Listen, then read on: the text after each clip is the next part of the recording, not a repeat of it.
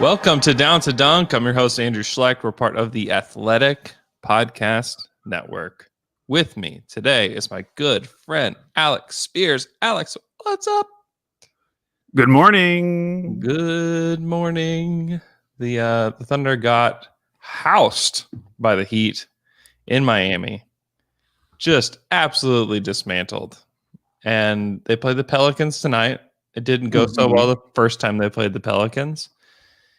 And I think some of that is the way that the Pelicans just pack the paint and don't allow anybody to get there.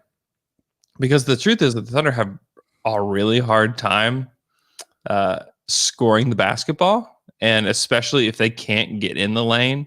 And it's not that they score a ton around the basket. They do some, but they use the lane to open things up for their offense because they don't really have anybody that can open up their offense on their own. That's something that I think that maybe we took for granted with Russell Westbrook, is that he was just an offense unto himself, just getting into the lane no matter who is there. And so I'm really interested to see what adjustments they make tonight with regards to that, because the last time the Pelicans just packed the paint, there's nothing OKC could do. Yeah, they also have just giant guys with Steven Adams and Zion. And one thing that's becoming clear in the early season is OKC just does not have just a lot of heft in the middle. Just not a lot of girth down there, down low. There's a lot of skinny guys.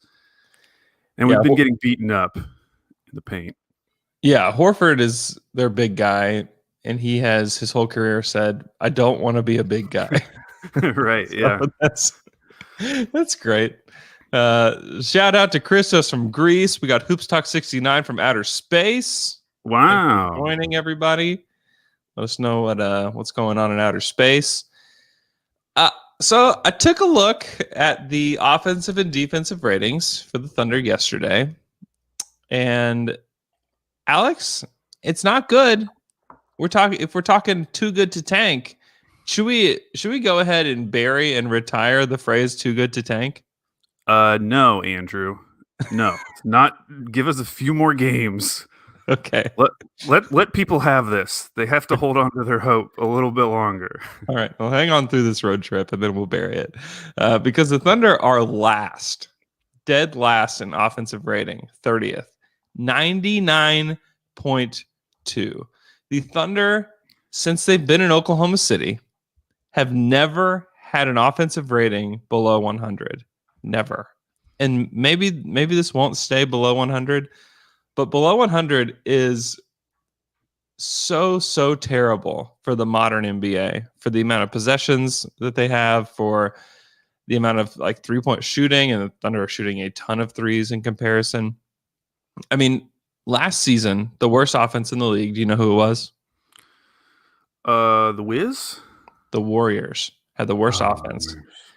104.4 was the worst offense in the NBA last year. Even the Thunder's first year in OKC, they had a 100.4 offensive rating. This would be a historically bad offense for the Thunder. And it's funny because you watch them play and you're like, oh, I like the way they're moving the ball. Like, this is great. Look at them. They're really finding guys. They're throwing good passes. They are. And it's still the worst, the very, very worst offense in the NBA. Yeah, not only that, they're 3 points behind number 29, which is the Cavs, who are at 102.1. But going back to what you said, though, like, again, we are getting good basketball. Mm-hmm. Like, I am watching this team. You watch that first quarter and like the end of the second quarter when the starters are out there. It is good basketball.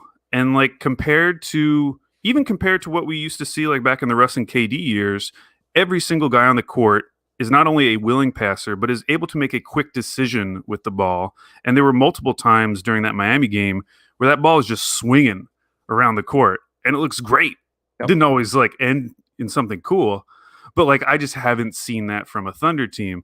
And so it's still enjoyable to watch. And I do think whatever, like the scary part of you bringing up that they're 30th in offense is thinking what it could be if they potentially traded Hill and or Horford. Because looking at the lineup data, these starters are still pretty high quality. Like they are now a net negative. They're minus 0.2, but they're one of only five-man lineups that have played over 100 minutes.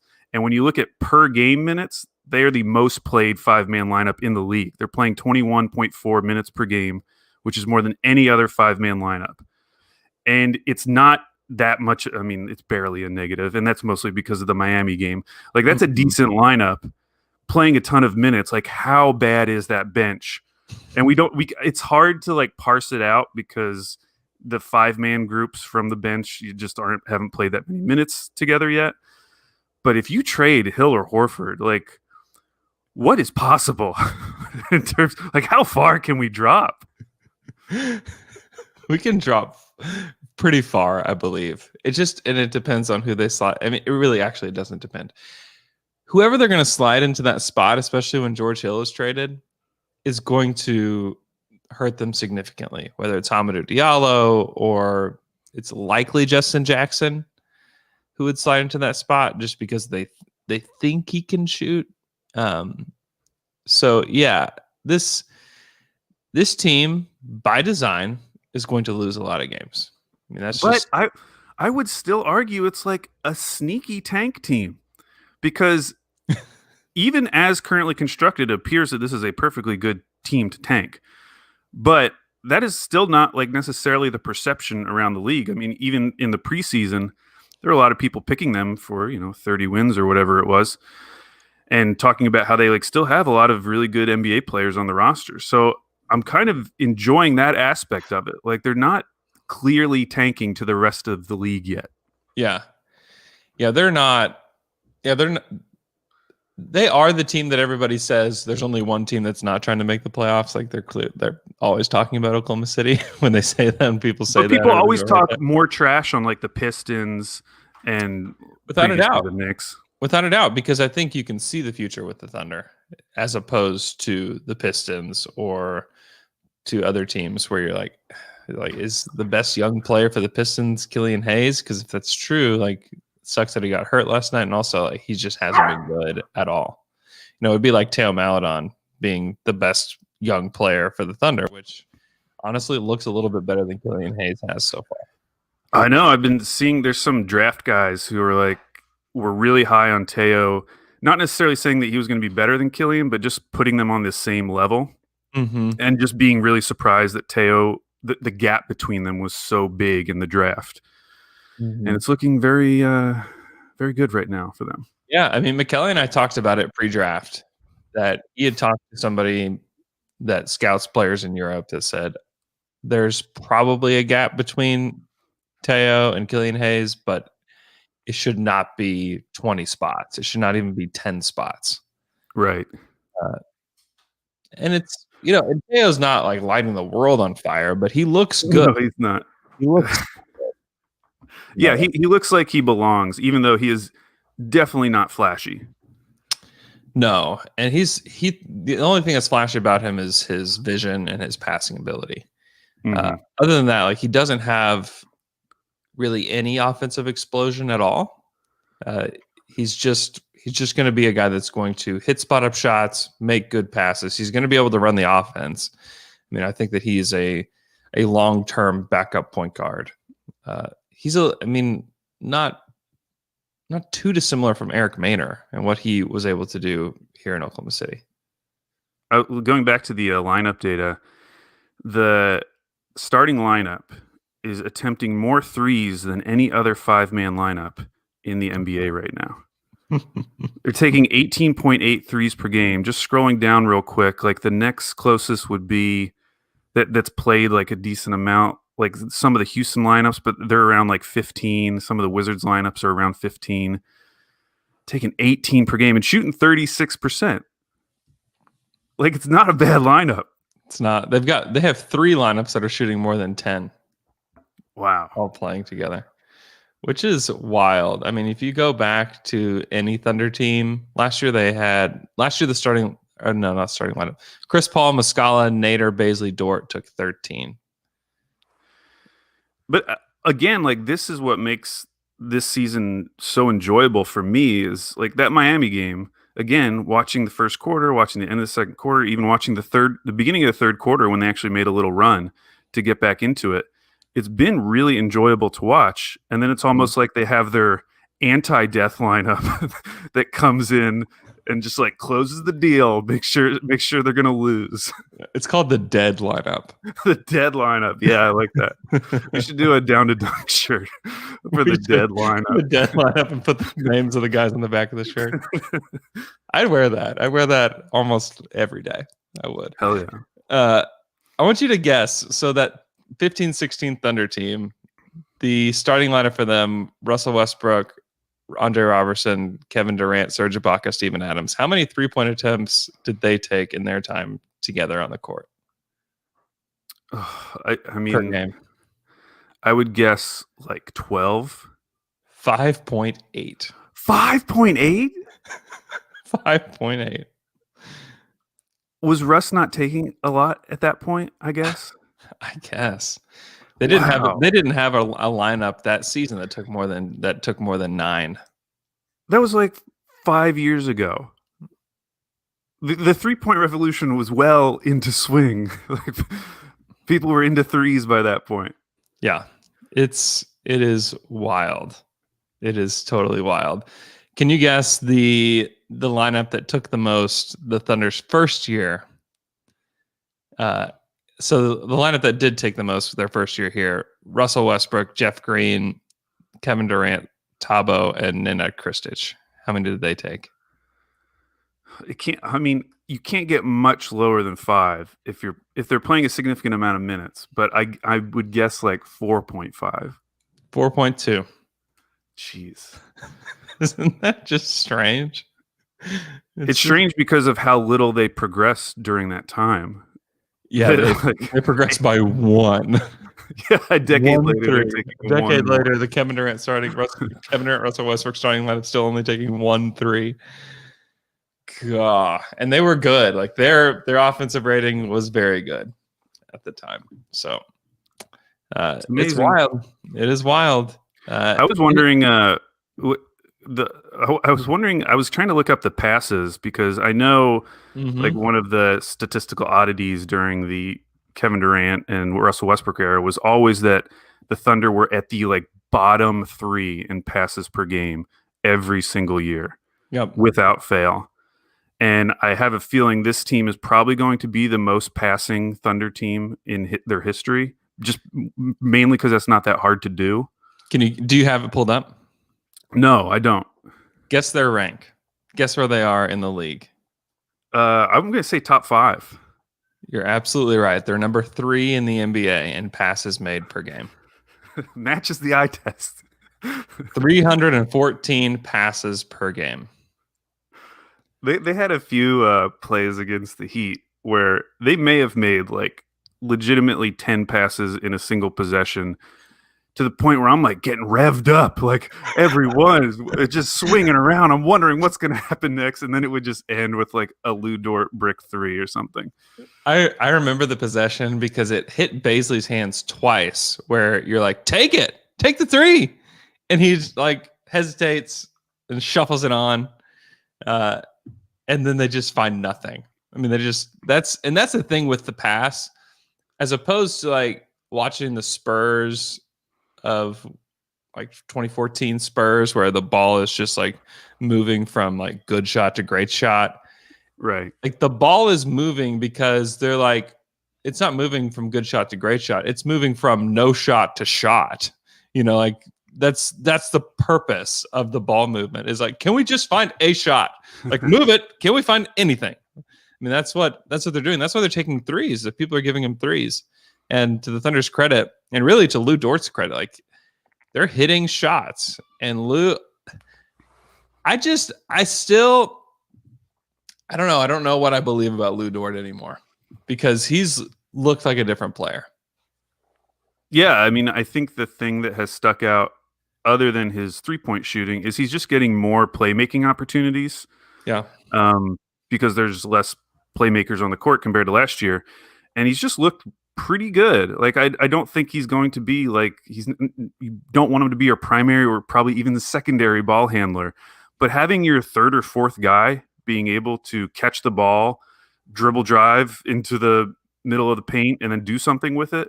I mean that interior pass he made to Bazley last night. Yeah. He looks so cool doing it. It was so cool. It's like no look, just like shuffled it along. Like, oh man, I was very excited about that. It's those things that like keep you so intrigued with this team, whereas like other tanking teams, I think, have been legitimately just wretched to watch. Like you have those moments where you're just like, whoa, like look at that. And it's exciting because it's multiple guys. Like it's not just the pass. It's then Bazley catching that ball and instead of going straight up, being smart enough to know he needs to go up and under to avoid the defender. Yeah. Which again, like just showing Bazley's potential feels like it's through the roof simply because he can do so many things on the court. Yeah. Yeah. Baze has been really good. Baze on the season, 12 points, 8.5 rebounds, 1.5 assists, 1.3 blocks per game.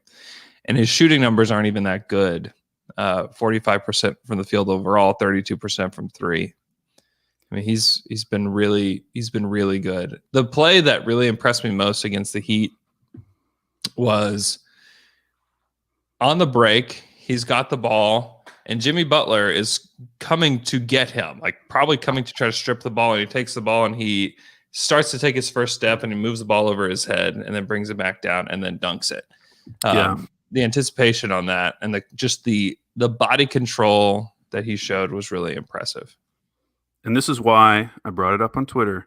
But Andrew, I've been researching getting into the basketball card market. Oh. And I've quickly realized that it is way out of my price range. But one thing I realized I could do was collect individual players. And looking at like the only thing that matters is rookie cards. That's all anyone cares about. Yeah. And looking at your potential options of like rookies that are still affordable to purchase but have some high upside, I really do think Bazley is like number one on that list. He could be. He's been good. No Poku love over there. So yes, I will be buying some Poku cards, but the cards for this season haven't really come out yet. The first drop is coming in a week, so that will be our first like real Poku rookie card. I got an email from some card company that was wanting me to help promote. Yes, Poku's I'll do it. Card. I'll do it. I told them I sent them an email back, said, "Hey, I will do it. You just need to send me some. Like send me some cards." Yeah, send me some cards, please. So please. I'm hopeful that they'll send me some cards. If they do, I'll send some your way. Oh my god, it'd be awesome. But I say, yeah, send me some Poku cards, and you got it. No, my goal is to be able to afford a box, or it might just be packs of cards, and be able to open them on the Down to Dunk YouTube channel. Oh yeah, I've got a ton of old cards. Like I have a ton of 92, 93 cards in my office. Yeah. That's like I've got a whole bag full over here of 90 cards from 1992. That's the best place to keep your cards, in a bag. People preserve them. I do have Shaq. I have 4 Shaq rookie cards that are like in great condition in cases. But yeah, anything else Thunder-wise? Shai Gilgeous-Alexander, are you worried? Are you concerned? 29% from 3. I will bring him up in my in our next section. Okay. But yeah, otherwise, that game against Miami, I feel like was the first game where I was watching it as a tanking fan, meaning like when it was bench lineups, I was really just watching Teo. I was like, do I really need to watch the rest of these guys? Does it really matter? We need to watch the score even. Yeah.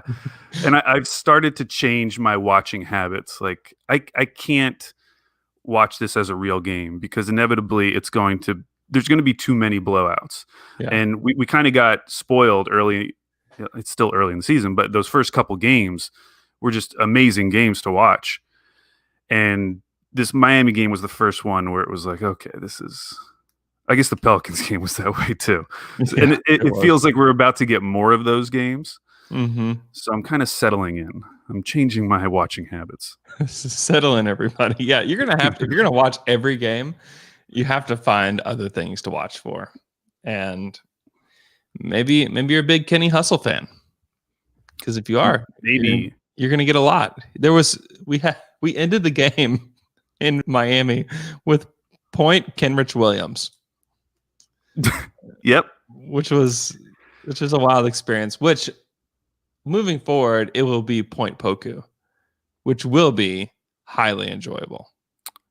Yes, yeah, and I that is the thing about this team. There's so many guys. If everyone's healthy, there's always someone worth watching on the court, which just makes it a much easier viewing experience. Yep. Let's go to the chat. Let's see if there's any questions here. Miguel Devella wants to know: is Teo a George Hill prototype?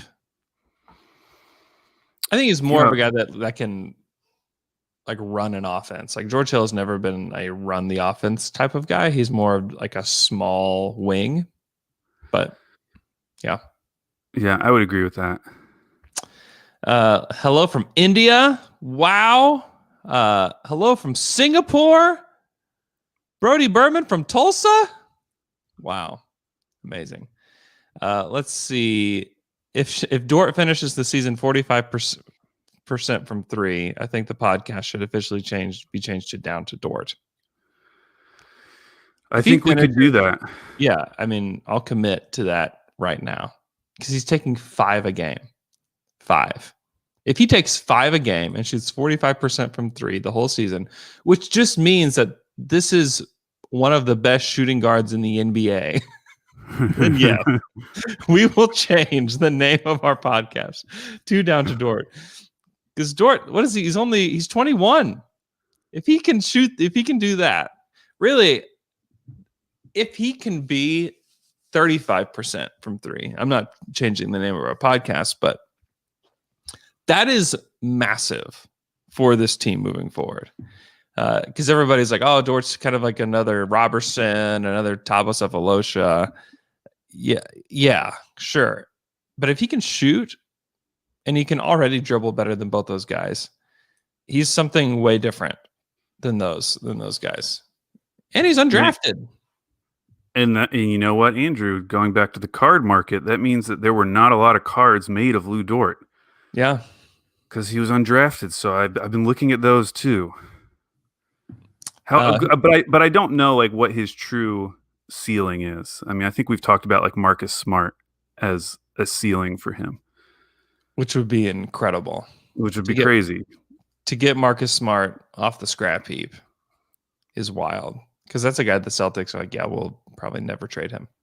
He's too important to the team.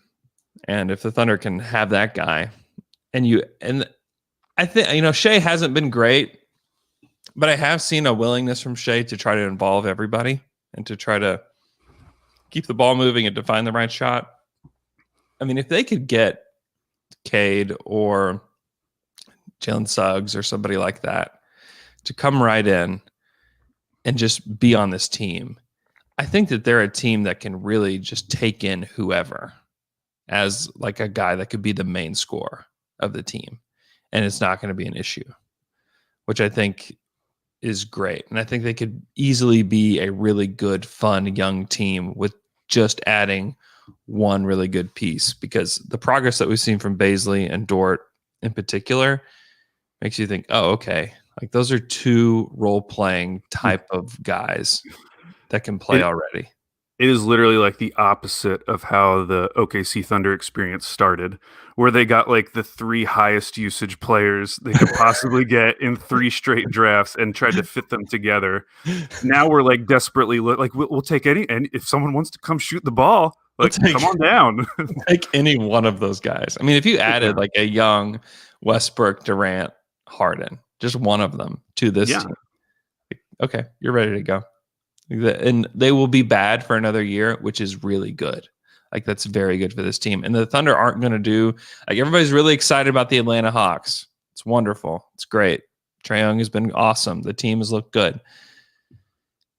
But if they just did what they did last year for one more year, and it's probably an ownership decision, that's fine.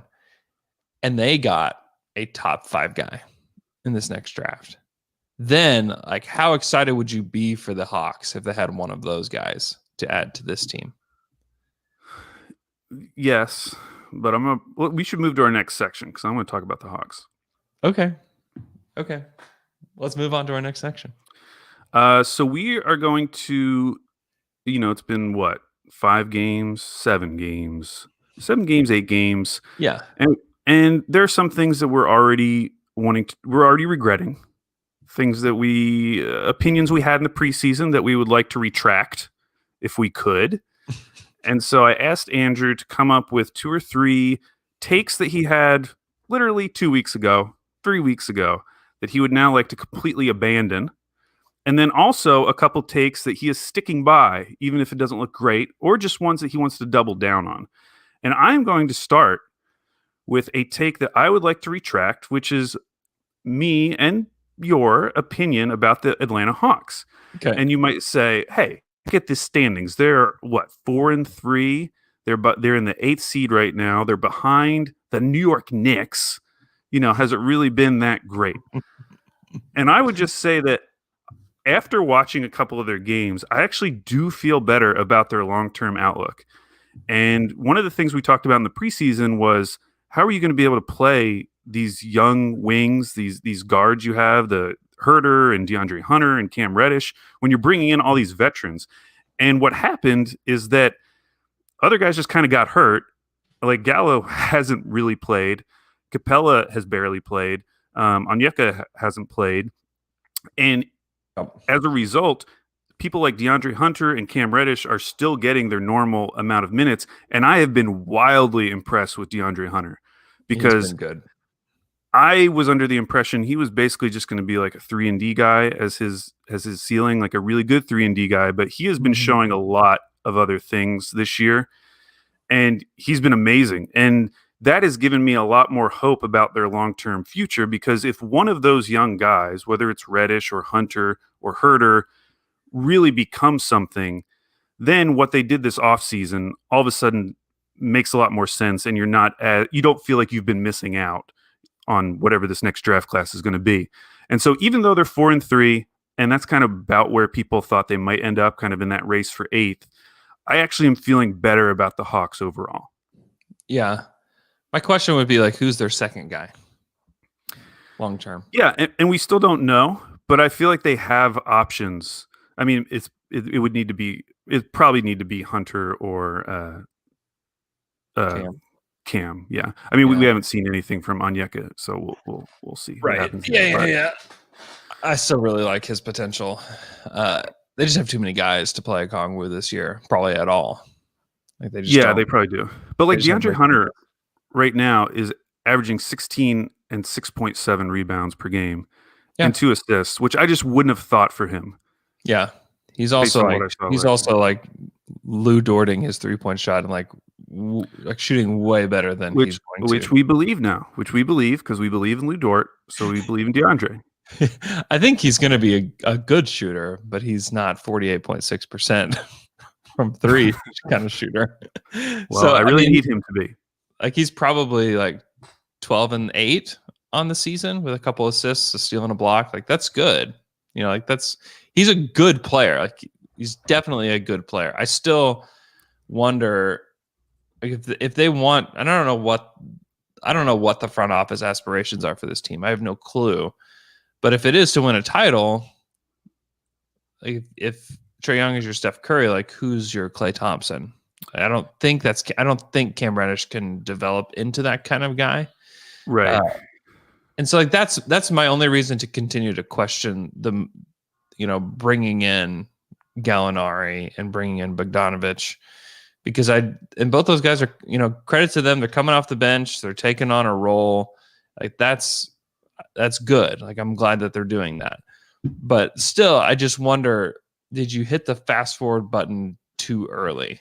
Because if you could add an elite player next to Trae, who is like a superstar player, there's no doubt in my mind that that's what Trae Young is at this point. Like he's been very good. Trae's averages so far this season are outrageous, and he's not even shooting that well from 3. 28.6 points per game, 9 assists, 4 boards.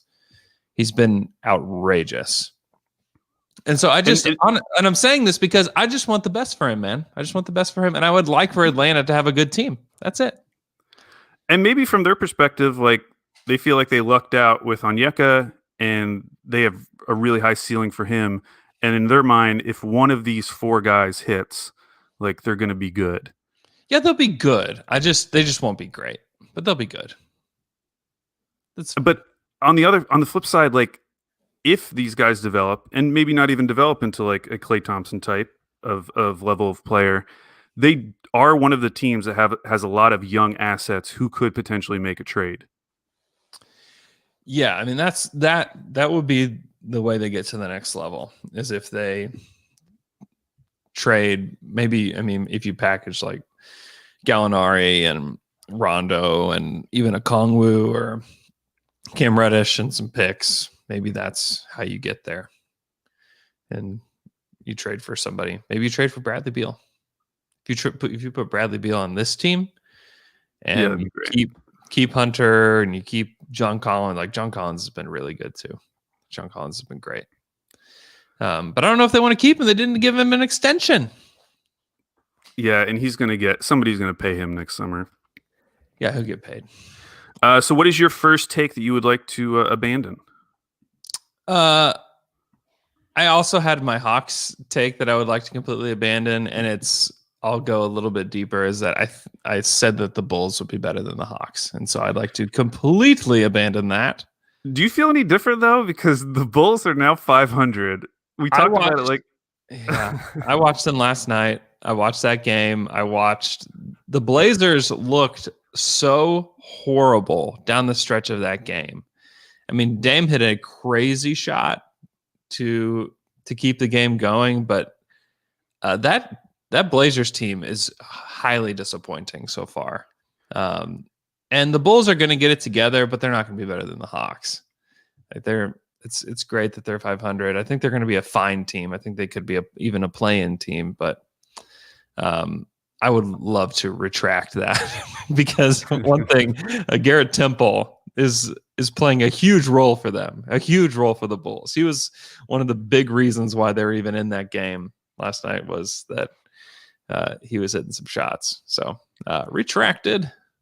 Yeah, the Blazers bringing back Enes Kanter and Carmelo really set them up for failure, because what are they doing? The whole plan was to bring Melo off the bench, which fine, that's great. You finally convinced them to do it.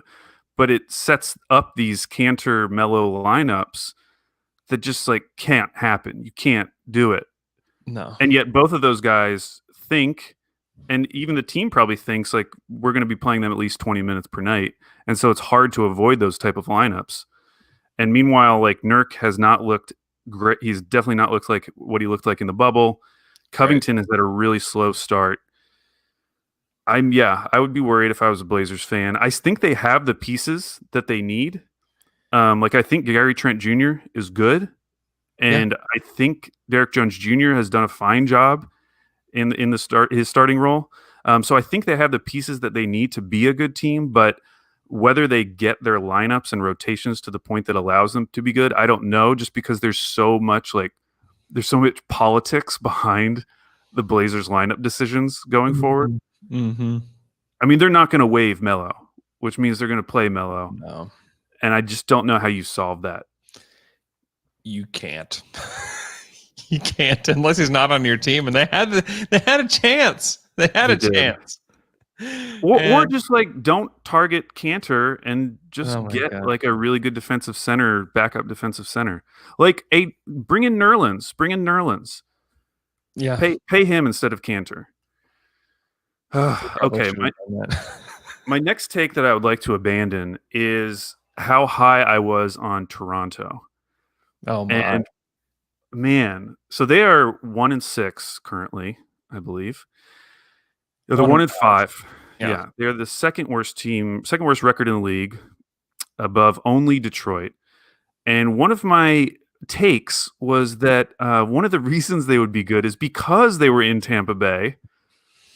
They were basically existing in another bubble, and so they'd be less susceptible to COVID just because they're away from home, so they're not going to be going out as much maybe. And I should have had the exact opposite because we actually saw what happened with this Toronto team when they were in a bubble. And the stories that have come out since the bubble about Siakam specifically and how much he struggled in the bubble due to just like bubble related life, like having to be in that confined space and how much that affected his mental game. I should have known that those stories were out there because he is now in a very similar situation. And guess what? He's not having a great start to the season. Yeah. Well, And not so only that, but the crowd, there is a crowd in Tampa Bay. They're a neutral crowd. They're not Raptors fans. They were chanting for Taco Fall the other night. Oh no. Yeah. I mean, they're either on the road or they're at home at home with fans that are chanting for Taco Fall. So in retrospect, this actually seems like I could have predicted this correctly. And then alongside that, Len and Baines have basically given them nothing. I mean, Len has been better than Baines. He has. And people, Zach Lowe was talking about it, how there were some executives who like, what's the big deal with losing Serge Ibaka and Marc Gasol? Just slot some more guys in there. Nick Nurse is going to figure it out. But man, it feels like the drop-off has been way more than anyone expected. Right. Well, and Nurse, I don't think anybody could have had like a higher opinion of a coach than Nick Nurse over like the past 2 years. But so far this year, he has been actively throwing every player that's not playing well under the bus to the media after games. He has. Yes, he has. Which is, at this point, I think everybody's like, okay, like you can stop now. Like, leave the poor boys alone, kind of thing. Because it doesn't seem to be helping them. And it's something that he got credit for in the past where he would just rip a guy in the media and then they'd improve. But it's not happening so far for the Raptors. They're really, really struggling. Their offense is not Thunder bad, but it's bad. What is your next take that you would like to abandon? I think I'd like to abandon I think I had the Nets at the top of the East. I think I'd like to abandon that. Really? See, I could see that being one. I didn't put it as one of mine, but I could see that being one that you're sticking with, simply because like they are good. We've seen them be very, very good. Mm-hmm. And I know the Dinwiddie injury like kind of threw a wrench into their whole season, but I still really like their depth, even without Dinwiddie. They have lost a bunch of weird games. I mean, they lost to the Hawks. They lost what really weird team did they just lose to? Was it the Bulls? But yeah, I get that. I feel like I could go either way with them right now because I do think the Wizards. Yes, they lost to the Wizards. That was it. And they lost to the Hornets. Like maybe they are the team, kind of like the OKC 3 year, where they're just going to have these lackluster performances against bad teams, but then when they're on the big stage, they're going to look really good. Maybe that's who they are. Yeah, and that's why I'm abandoning it, because you see the lack of effort on nights where like all you have to do is show up and just try and you win. Like you show up against the Hornets, you win. The Thunder beat the Hornets. I mean, my goodness. You can do this, Kevin Durant and Kyrie Irving. I mean, Kyrie Irving just showed up last night and just destroyed the Jazz on his own. 130-96. Just dismantled them. And like you see the talent that they have, and they just didn't show up. I'm sure that, I mean, I'm really looking forward to the Sixers game tomorrow night. It's Sixers Nets. Even without KD, it's a shame that Kevin's not in that game, but just to see. And I think that they'll show up, and who knows what will happen. The Sixers have been very, very good to start the season. Yeah, I didn't put it as one of my like doubling down things, but I talked about early preseason how I thought that starting lineup for the Sixers was going to be one of the best starting fives or just 5-man units. And it is with OKC as one of the 5 teams that have played over 100 minutes together, that starting unit. And I think they're like a plus 14 already. Player of the week, Tobias Harris. Yep. He's been great. My cousin in Philly texts me after every Sixers game, and it's Oh, really? always just about Tobias Harris. Probably good or bad because Yeah, he like started off the season looking lost. every time he has a good game, my cousin's like, "Who do you think we could trade Tobias for? Who could we upgrade him for?" The trouble with My Tobias is his contract is so bad that whoever you would definitely get worse if you traded him, right? yeah, because yeah, you're not bringing back equal value. You're not bringing back neutral value. No, no. My next take, Andrew, this is not necessarily about their over under specifically. It's more just about how I thought about this team. I think that I was wrong about the Pacers again. Again, 2 years in a row. I know. And it's been Uh, it's been a few different things. One, Oladipo looks a lot better than he looked even in the bubble. yes. Like he is getting back to Oladipo. He's basically at 25-5 right now. He's starting to look like himself. Brogdon is healthy, which wasn't the case last year for much of that year. And then Sabonis has just blown up. I mean, he is currently averaging 20, 11, and 7 assists per game. He has looked incredible. And meanwhile, Miles Turner, the guy who the Boston Celtics apparently did not want, he's averaging 3.6 blocks per game. And I've seen multiple smart people on Twitter being like, is he a depoy candidate? Like, could Miles Turner be the defensive player of the year? It's like, why did Boston not want him again? Dude, Why did everyone randomly get down on Miles Turner for like 2 months this summer? I don't know, man. And so now I look at their he's not even team. shooting it well yet either. And he'll shoot. He's only Right. shooting 26% from three. He'll be better than that. A lot better than that. And so now when I look at their team, like that four, and I'm leaving out TJ Warren, who's now out for an extended period of time with injury, but that core four, like you can put that up against most teams in the league. Mm-hmm. Yeah. And so I was way off, and I'm sorry. Yeah, I was too. I didn't think Vic would be this again, and he's been really good. And Domas has been unbelievable. He's Truly unbelievable. It's like amazing. I can't believe that if I'd even had an inkling of this, I would have taken him in fantasy. yeah. Because Did you see the end of the Pacers Pelicans game the other night? I don't think so. The Pelicans were up 6 at the end of the game, and there was like, I don't know, 30 seconds left in the game, and like Vic hits a 3, then they end up stealing the ball from Lonzo, moving the ball around. Miles Turner at the top of the key, and he swishes a 3 to send the game to overtime, and then they end up winning in overtime.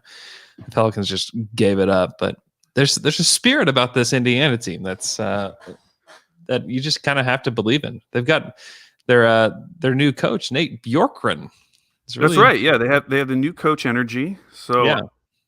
I don't know. I mean, when I look at some of the other East teams, it's hard not to feel way more confident about the Pacers right now because they do have that continuity outside of their coach.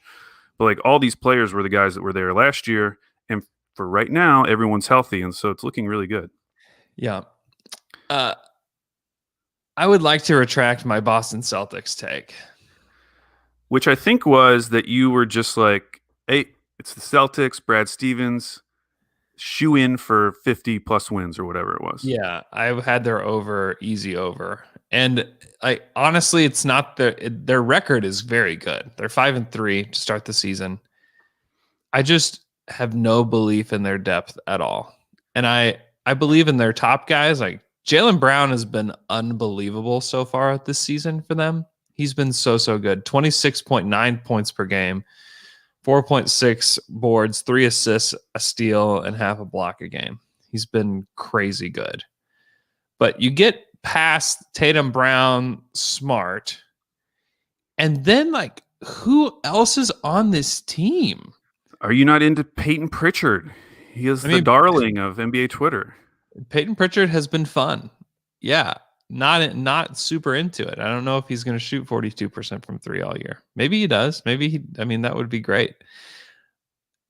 This team, they're starting Tristan Thompson and Daniel Tice. Yeah. it's not great. And then when they shift, when they don't do that, they start Shemi Ojale. Like, oh no. Oh Yeah, no. they desperately need Kemba back. And again, slot Miles Turner into this team, and I feel like you feel a lot different. Yeah. And remember, Without a doubt. they turned down Miles Turner so that they could get that huge TPE. They better do something with it. Like if They better make a huge splash. And I just don't know that you're going to get somebody to give you a player as good as Miles Turner. Yeah. I don't know. They just have no depth at all, and they need Kemba to be very good when he comes back. I still think they're obviously a playoff team. They're gonna make the playoffs and maybe win a round, but I don't know. I'm just not there with them anymore after watching them. They've won a lot of close games, which is great, but I think that winning a lot of close games in the regular season does say something about your team and their like ultimate destiny. So those are the takes that we want to abandon. However, we are still confident in a lot of our takes. Okay, we made some good ones too. So now we're going to talk about some ones that we are still confident in, even if it seems a little wishy-washy right now. And I'll start off with something I alluded to earlier, which is SGA scoring.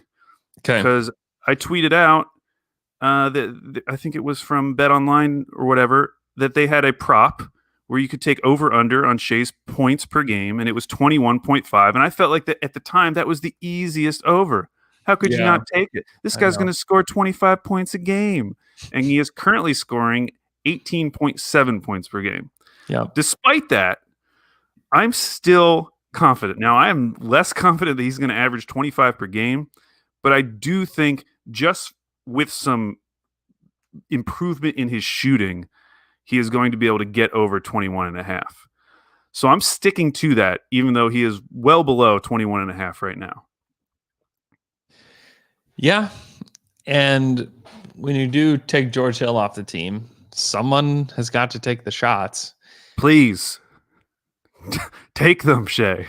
Take them. He just hasn't been super willing to just be the guy to take over games. He's done it in spurts, but there hasn't been like a Shea game yet, which it's only been 6 games. There's a ton of time left,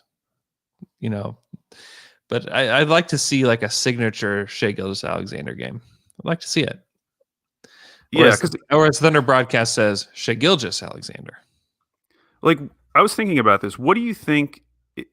And I would have said something wildly different at the beginning in the preseason. What do you think is going to be his high point total for this season? Like, what is going to be his best scoring game? Because before the season, I would have said he could easily have like a 40-point game. I know. It is. Now I don't know if I feel that way. After watching him, it seems difficult to imagine him scoring 40 points. It does. Which isn't good. It's fine. It's I've never thought he was going to be the number one guy on this team. I just have never thought that. And he hasn't really given us any real indication that he could do that. But, it's still early. It's still very, very early in the season. But I think it's a good one to double down on. But it turns out that maybe Vegas knew what they were talking about. Yeah, I know. Because it felt like these idiots. How dare them? Okay, so this is one that is really funny. There's a guy, Nick Korok, on Twitter, tweets at me after every game and lets me know how wrong I was about my take on this. But I am gonna double down on this. Yes. On the fact that the Thunder will struggle from night to night to score 85 points in a game. Okay. It's only happened once so far. But I do think when they trade George Hill, it's going to be like, oh, crap. Like there's like the space that we had with that starting lineup is not there anymore. And so I think that it will eventually come true. But he lets me know after every single game. he sent me this same tweet. It's pretty funny. I haven't acknowledged him yet at all on Twitter, but I think it's pretty hilarious. He tweeted, "Did the Thunder struggle to score 85 points? No. Andrew Schlecht 1. Thunder fans 5." It's very funny. But I'm doubling down, sticking with it, standing by that take. Man, their defense is going to have to get better than what it currently is, because otherwise, if they really do drop to like the low 90s, high 80s per game, like we're talking about massive blowouts every night. Yeah, I think that's where we could be headed, just with the bench production period, because everything just drops off a cliff where you're just like, oh, we don't have anybody that can do anything. Right. My next one is one that even when I said it, I wasn't like super confident, but now I've become more confident. And so even though I am aware that this could go badly for me, I'm doubling down on the Denver Nuggets under. Oh, on the under. Okay. On the under, because I picked their under, but to be perfectly honest, like I wasn't super confident in it. But the things that I was worried about, which were mainly this team wasn't that great in defense last year. Mm-hmm. I think they were 17th last year. They had a really good offense. They got rid of a lot of the guys that you would think would be good defensive players, Jeremy Grant, Mason Plumlee, Torrey Craig, and they replaced them with guys like Michael Porter Jr. and Campazzo and all these guys that you don't necessarily think of as defensive stalwarts. And as a result, they are now bottom 3 in the league in defense down there with the Portland Trailblazers. And I really do think that is going to hinder their season total, because I just don't know how much better they can get defensively. Like I can see it with Portland, because Portland does have good defensive players. And if they just change their rotations a little bit, I think they could make it work and get to like that 17 range. Whereas with the Nuggets, I'm like, what is their path to get to be a league average defense right now? I don't know what it is, because you have to play Michael Porter Jr. a ton of minutes. You have to play Jamal Murray a ton of minutes. Mm-hmm. Gary Harris has not been the player he was in the bubble. Mm-hmm. And so I don't know what they do to boost their defense. And if that's the case, how good can they be with a bottom 10 defense? I think they can be great. I think their offense is going to get better. And I'm doubling down on the Nuggets are going to be awesome take. No. Was that one of yours? Yeah. Fine. The Nuggets will be our biggest. We'll follow it through the year. Maybe we'll bet some Poku rookie cards on it. Okay. Porter has been really good for them. Like really, really good. Yeah, bottom 3 defense. Good. 19.5 points per game, 6.5 boards, 1.8 assists, a steal, and 1.5 blocks per game. That's a stat sheet stuffer, man. Don't care. He's not stuffing the win columns. He's not. But it definitely makes you, because there's a lot of players that get a lot of hype that don't play a lot for teams. And it feels like definitely not every player can do what Porter's doing this year and like show that he's a worthwhile player. Like all the hype was worth it. I agree. Although I still wonder, like, what is his true ceiling? Like, I do think he could be an all-star, but like, is he the best fit for this current Nuggets team that is going to be built around Jamal Murray and Nikola Jokic? Could they potentially, because I do think Michael Porter Jr. has turned into like a blue chip asset. Yeah. And if they ever wanted to upgrade anywhere, like Michael Porter Jr. is easy. And I'm not talking about James Harden, because I don't necessarily think that makes sense for Denver. But if another star player that maybe fit with their other 2 stars better became available, someone like Beal, would you do it? And I don't know. Like it all depends on. Again, I think Michael Porter Jr. can be an all-star, but is he going to be the guy who is like the second or first best player on a championship team? I don't know. He's only 22. And he's too old. He's too old. Too old in my book. Should have done something before now. My last take that I'm doubling down on, even though it's not looking great right now, is I am standing strong with my Knicks under pick. Okay. I hate the Knicks. And they have so much hype right now. People Yep. are loving it. They're 4-3. They are the 5th seed. The playoffs started today, Andrew. They would be playing the Boston Celtics. Amazing.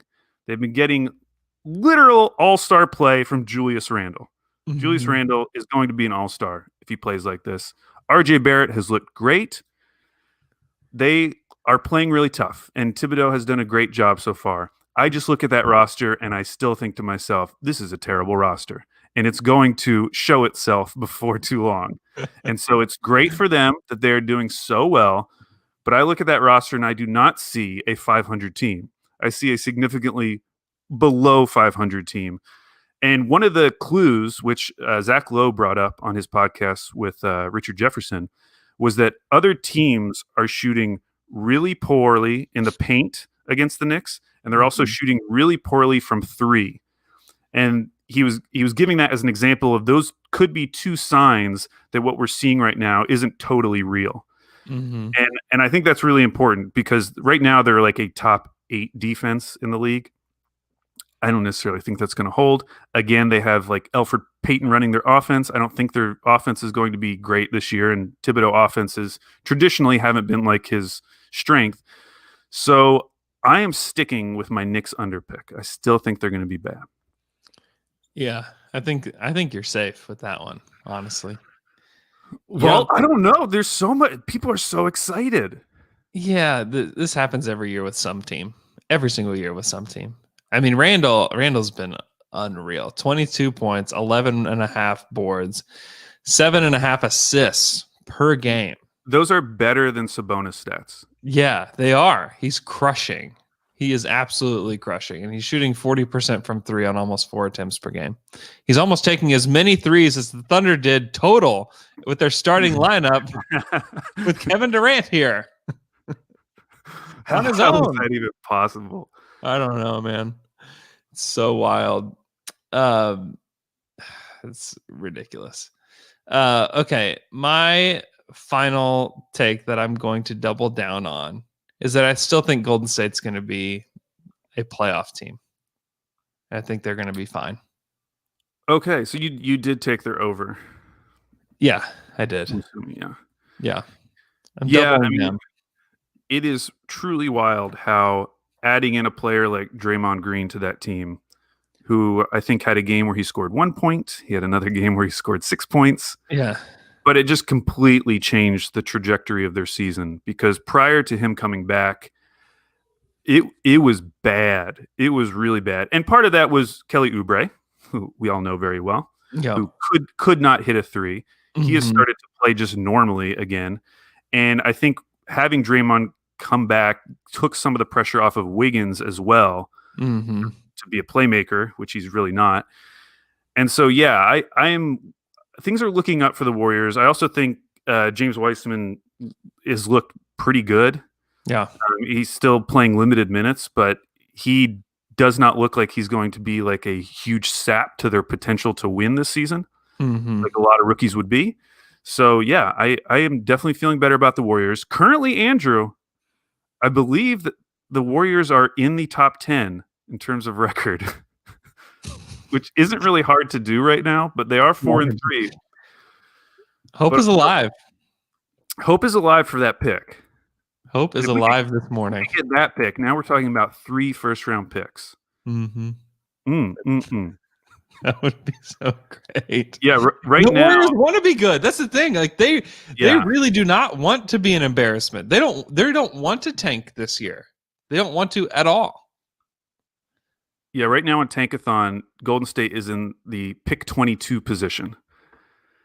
Amazing after how they started the season. Unbelievable. What's the protection on the Minnesota pick?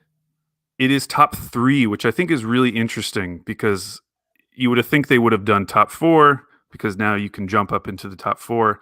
Yeah. But they did top 3, which gives the Warriors some hope that even if Minnesota moves up, they could still be the 4th pick, which would be amazing for them. The Wolves are so bad, man. They are, and this is what happened last year. Like they got off to a good start, and then Cat got hurt, and everything fell apart. and they had a chance to win last night against the Nuggets after looking absolutely terrible in the first quarter. Mm-hmm. But they blew it.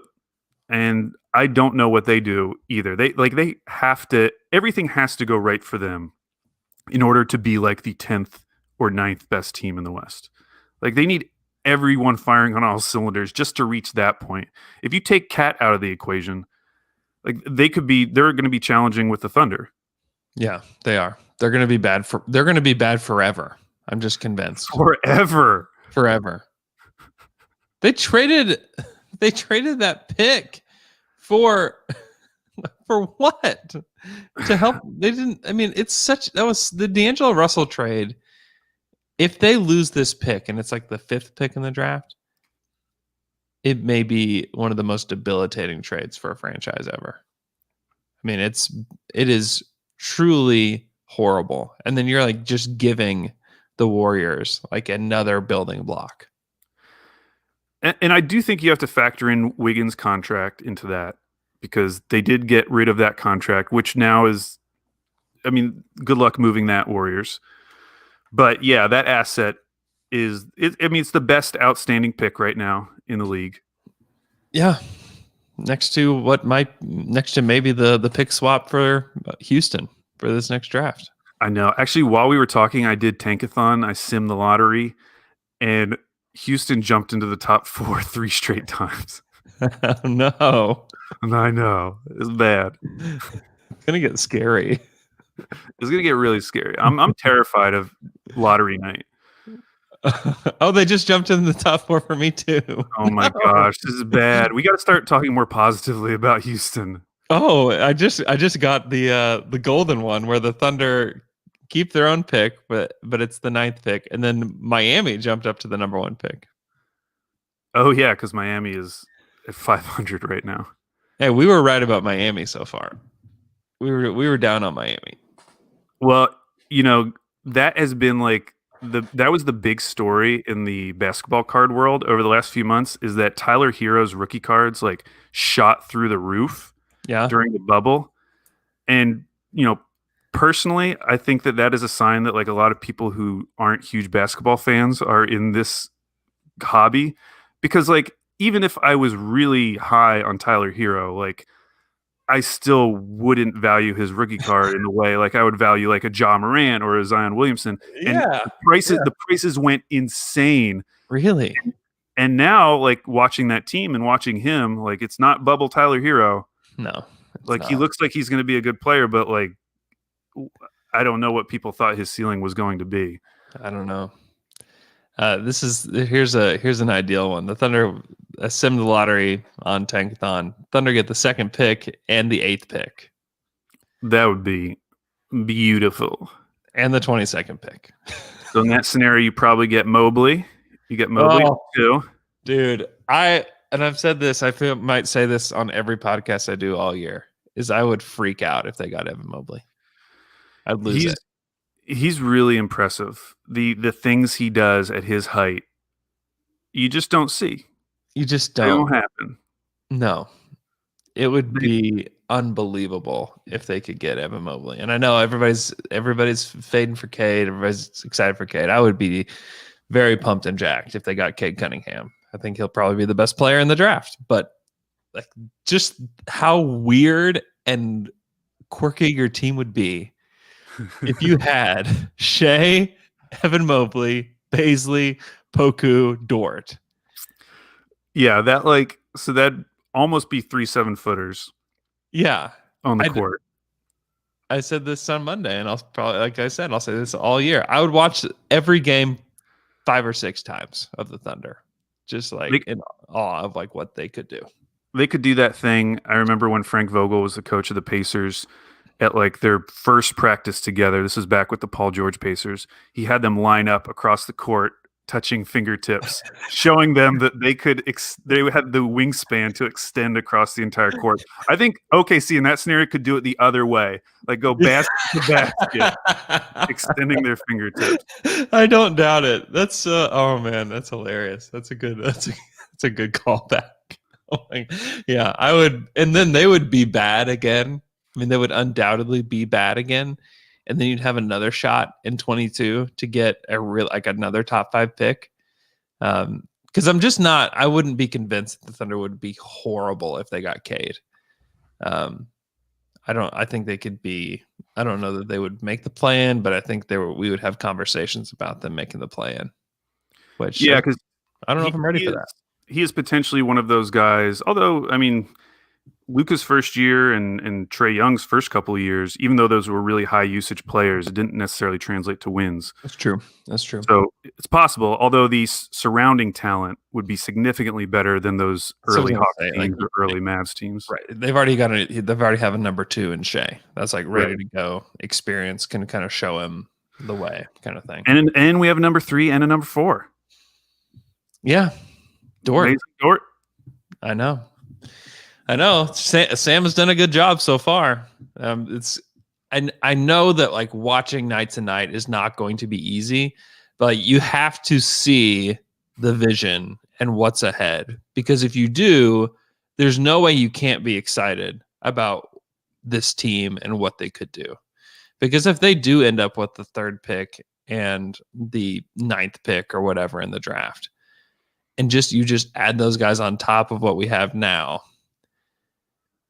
it's the possibilities are going to be outrageous for this team. And the fact that we own Houston's future picks, which, dude, like I don't know what they'll get for Harden. I don't know what the deal will be ultimately, but this could just be such a blah Houston team for a long time. Yeah. Going back to, letting people know it's not, having to watch this team night after night. It sounds like a lot of people aren't even able to do that right now in Oklahoma City. I know. Easier. It is. Yeah. It's the fact that you can't go to the arena, you can't watch it at home. They do not want you to see what's happening. Do not look. Look away, Thunder fans. Look away. Oh, man. Thanks so much for listening to our podcast. Thanks for following along. We appreciate you guys. Be sure to leave us a 5-star Apple Podcast review. That would mean a lot to us if you would just take the time to do that. If you have an iPhone, it's very, very easy. You click the Purple Podcast app, search Down to Dunk, hit 5 stars. Boom, you are done. If you leave us a message, I read all of those as well, so I would appreciate that. I hope you guys have a wonderful, wonderful Wednesday, and we'll talk to you guys again on Friday.